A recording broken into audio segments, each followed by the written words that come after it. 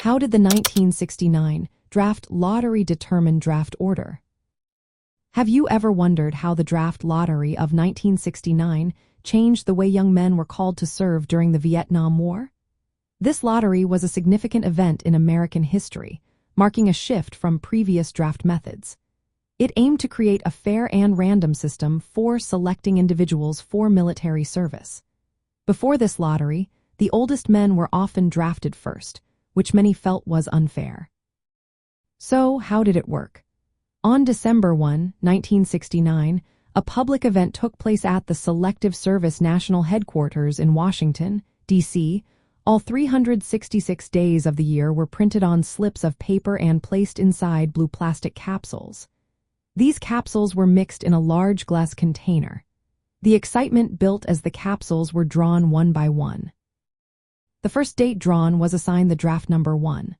For instance, if September 14 was the first date drawn, all men born on that day between January 1, 1944, and December 31, 1950 would be assigned that number.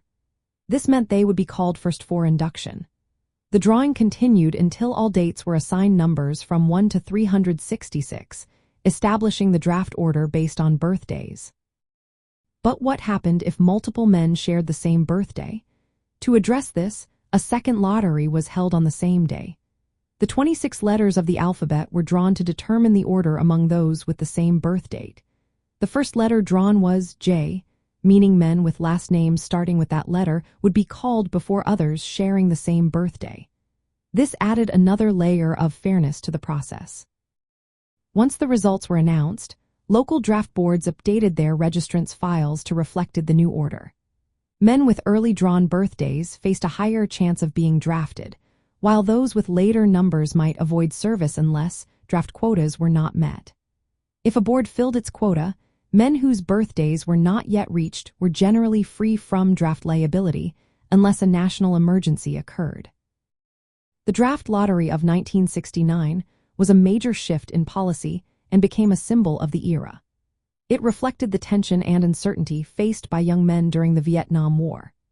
The randomness of the lottery brought the reality of the draft closer to home for many Americans. This event remains a vivid memory of the 1960s, illustrating both the government's attempt at fairness and the personal anxieties of a generation caught in a controversial conflict.